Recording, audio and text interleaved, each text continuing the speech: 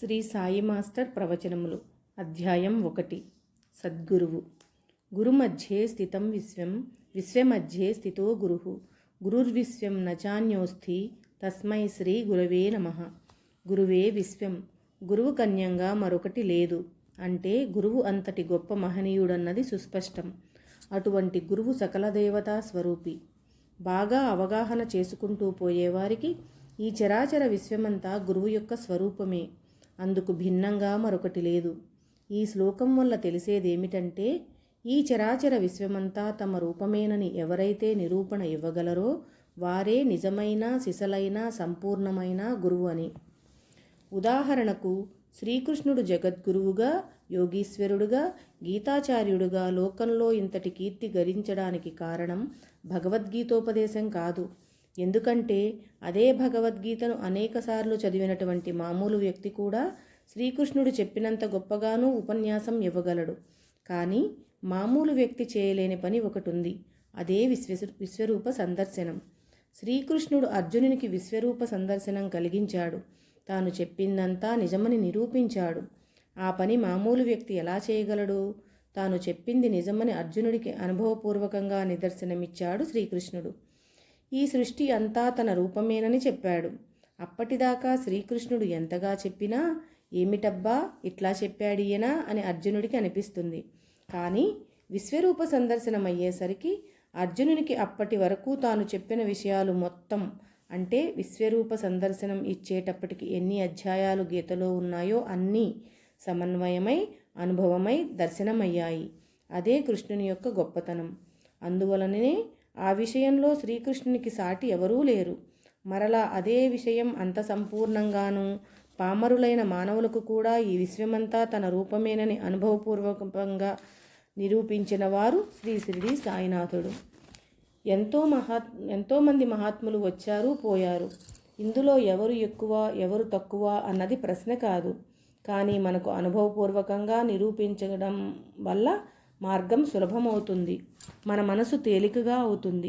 ఏ మహాత్ముడైనా శ్రీకృష్ణుడైనా ఏ దైవమైనా చెప్పేది ఒక్కటే, క్షణకాలమైనా విడవకుండా ఎల్లప్పుడూ మనసులో నన్నే చింతన చేస్తూ ఉండండి. గుర్తుపెట్టుకోండి, మీ క్షేమ సమాచారాలన్నీ నేను కనిపెడుతుంటాను అనే. భక్తుల యోగక్షేమాలు వహిస్తానని శ్రీకృష్ణుడు చెప్పాడు. అదే సాయి కూడా చెప్పారు. ఎంతమంది మహనీయులు వచ్చారో అంతమంది ఇదే మాట చెప్పారు. ఎంతమంది చెప్పినా ఒకటి మాత్రం మన వల్ల కాదు. అదేమిటంటే అంతా ఆయన రూపమేనని అనుకోవడం. కుక్కగా కనపడుతుంటే, మనిషిగా కనపడుతుంటే వీళ్ళంతా ఆయన రూపమేనని అనుకోవడం ఎట్లా? పక్కవారి మీద మనకు ఆగ్రహం వస్తుంది, అనుగ్రహము వస్తుంది, కోపము, అసూయ, ద్వేషము, భయము మొదలైనవన్నీ వస్తుంటాయి. కానీ ఇవన్నీ కలిగించేటటువంటి మానవాకృతులన్నీ పరమేశ్వరుని రూపమని అనుకోవడం ఎట్లా? ఇంట్లో నిశ్చలంగా కూర్చుని భగవంతుని కోసం ధ్యానం చేస్తూ ఉంటే ఎంతో ప్రయత్నం మీద ఆ ధ్యాన మందిరంలో కూర్చున్నంతసేపు భగవంతుడి మీద మనసు నిలిస్తే నిలిచి ఉండు కాక, కానీ ఎల్లప్పుడూ నిలవదు. ఉదాహరణకు ఒకడు ఆ ప్రయత్నం చేస్తూ ఉంటే అంతా భగవత్ స్వరూపమేనని అనుకుంటూ ఇంట్లోని పిల్లవాడు వచ్చి విపరీతంగా అల్లరి చేశాడనుకోండి, వాడి మీద కోపం వచ్చి వాడిని చావబాదాడనుకోండి, అప్పుడేమైందన్నమాట? అంతకు ముందు వరకు తను చేసే ధ్యానంలో అతడు ఈ ప్రపంచంలో ఉన్న నామరూపాలన్నీ నీవేనయ్యా అని నమస్కారం చేసుకున్నాడు. వెంటనే ఆ పిల్లవాడిని పట్టుకుని చావబాదాడు. అప్పుడు ఎవరిని పట్టుకుని చావబాదినట్లు? ఒకవేళ బాధకపోయినా తీవ్రమైన ఆగ్రహం వచ్చి ఈ ఇల్లు నరకంరా అన్నాడనుకోండి, అప్పుడేమైంది? ఏ పరాత్పరుడు తన చుట్టూ ఉన్నాడో, అన్ని రూపాలలోనూ ఉన్నాడో అదే వీడికి నరకమైంది. అంటే జగత్తు రూపంలో బ్రహ్మం ఉంది, సర్వం కల్విధం బ్రహ్మ. కానీ మనస్సులో నరకమే ఉన్నదని అర్థం. చూడగలిగే వాళ్ళకి అదే భగవత్ స్వరూపం, చూడలేని వారికి అదే మామూలు గృహం, చికాకులో ఉండేవారికి అదే నరకం. మన దృష్టిని బట్టే అంతా ఉంది. కాబట్టి మన దృష్టి మారాలి. పూజా గృహాలలో నుంచి యువతలకు రాగానే నిత్య జీవితంలో అవతలి వారి పనుల వల్ల మాటల వల్ల రాగద్వేషాలు ప్రకోపిస్తాయి. అందుకని మనం గుర్తు పెట్టుకోవడం కోసం మనం చేసే ప్రయత్నం వెంటనే ఎగిరిపోతుంది. వాడిట్లా చేశాడు, వీడిట్లా అన్నాడు అని ఇదే జాబితా చదువుతుంది మనస్సు. మనం ఇంకా దైవాన్ని గుర్తుపెట్టుకునేది ఎక్కడా? కనుక ఇది మానవ జాతికి అంత సులభం కాదు, అంత తేలికగా రాదు. ఇది మామూలు మానవులకే కాదు, గొప్ప గొప్ప ఋషీశ్వరులకు కూడా చాలా కష్టమైన విషయం. ఆ ఋషీశ్వరులు మామూలు కార్యక్రమాలన్నింటినీ మానుకుని అరణ్యాలలో ఉంటూ ఘోర తపస్సు చేసుకుంటూ అంతర్ముఖులై ఉంటారు. ఎంతో ధ్యాననిష్టతో తపస్సుతో పైకి వచ్చిన ఆ మహనీయులు కూడా ఏ కారణం చేతనైనా ఆ తపస్సులోంచి లేచి యువతలికి వచ్చిన క్షణాలలో వారి మనసు చంచలమవుతున్నది, పక్కకే పోతున్నది. ఒకరికి కామం వల్ల కావచ్చు, మరొకరికి మరొక కారణం కావచ్చు. ఆయా పనుల ద్వారా వారి తపస్సు వ్యర్థమైపోయి మరలా తపస్సు చేసుకోవడం అనే కర్మ పట్టడం మన పురాణాలలో చెప్పబడ్డది.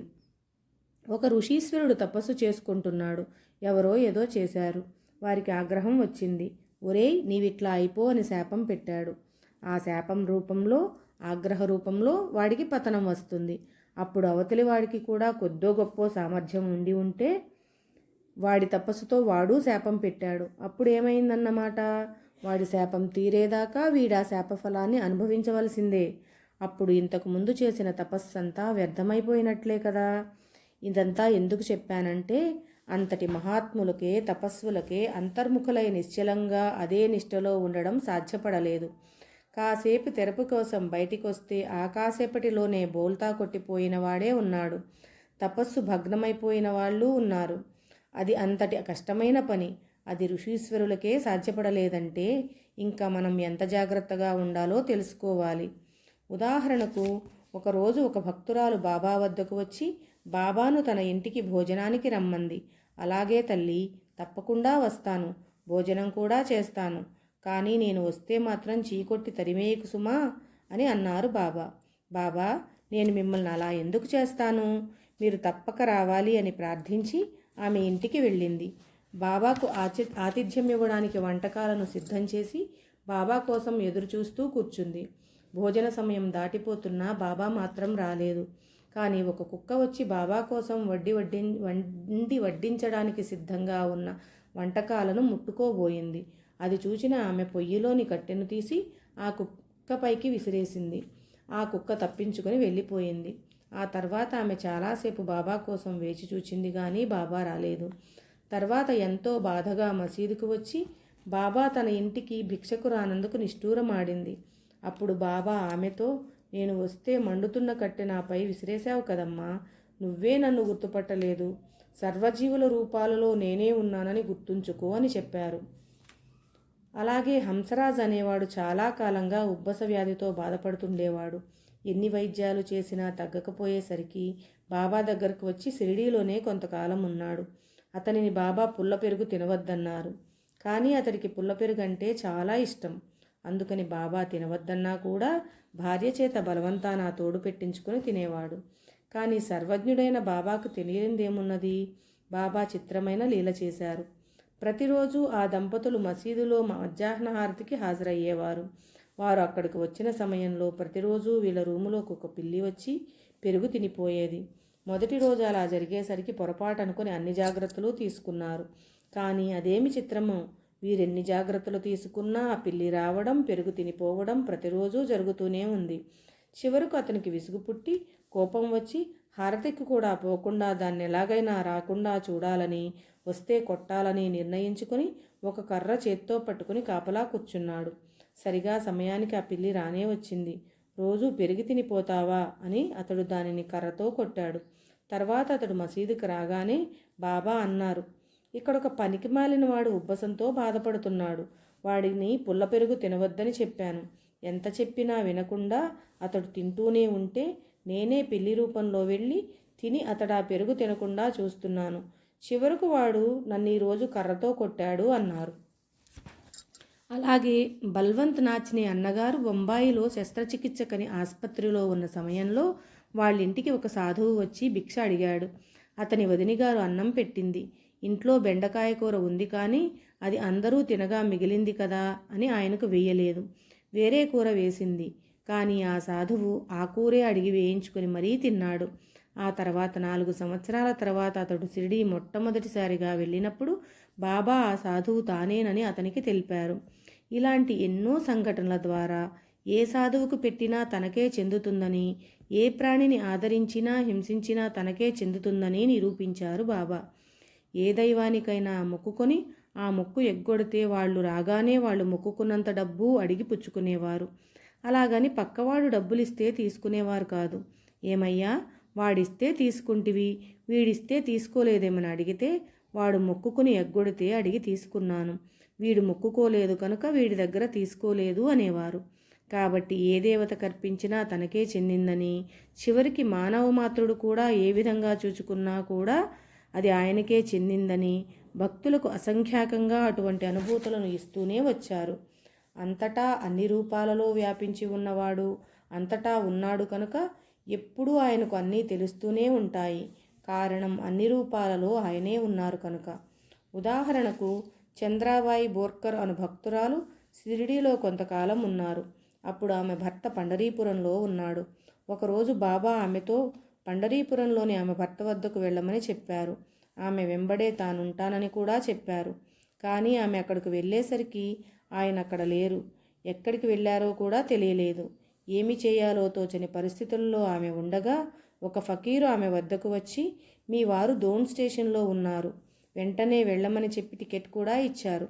అంతేకాక ఆమె భర్తకు కూడా కలలో ఒక ఫకీరు కనిపించి, నీ భార్య ఫలానా రైల్లో వస్తుందని చెప్పారు. తర్వాత ఆ ఫకీరు సాయిబాబానేనని వాళ్ళు తెలుసుకున్నారు. బాబా ఆదేశం ప్రకారం ఖండోబా ఆలయంలో ఉన్న ఉపాసనీ బాబాకు నైవేద్యం ఇచ్చిన తరువాత తను భోజనం చేసేవారు. ఒకరోజు ఉపాసని ఆ నైవేద్యాన్ని తీసుకుని పోతూ ఉన్నప్పుడు ఒక నల్ల కుక్క తోకాడిస్తూ వెంటపడింది. దీనికి పెట్టిన తర్వాత బాబాకు నైవేద్యం పెట్టడం ఎట్లాగా అని దానిని చీకొడుతూ కసిరి కొడుతూ మసీదుకు వెళ్ళారు. వీరు మసీదుకు వెళ్ళి బాబాకు నైవేద్యం ఇవ్వబోతే, ఇక్కడికెందుకు తీసుకొచ్చావు, నేనక్కడ నల్ల కుక్క రూపంలో ఉన్నాను కదా అన్నారు బాబా. కాబట్టి ఇక నుండి గుర్తుపెట్టుకోవడానికి ప్రయత్నిద్దామని అనుకున్నాడు. అంతగా ప్రయత్నించినప్పటికీ, అంతగా జాగ్రత్తగా ఉంటున్నప్పటికీ మరలా ఏమారాడతను. ఒకరోజు ఇతను వంట చేసుకుంటుంటే బిచ్చమెత్తుకునేవాడొకడు ఆశగా నిలబడి దానివైపు చూస్తున్నాడు. నైవేద్యం పెట్టకముందే ఇతడు చూస్తున్నాడు కాబట్టి అది అపవిత్రమవుతుందని తలచి అతన్ని కసిరి కొట్టాడు. నైవేద్యం మసీదుకు తీసుకెళ్లగానే మరలా బాబా కోప్పడ్డారు. ఇప్పటి నుండి గుర్తుపెట్టుకో, ఎక్కడ నీ దృష్టి పడుతుందో అక్కడ నేనున్నానని చెప్పారు బాబా. ఈ విధంగా సకల చరాచర విశ్వమంతా తమ రూపమేనని నిరూపించిన శ్రీ సాయిబాబా సమర్థ సద్గురువు.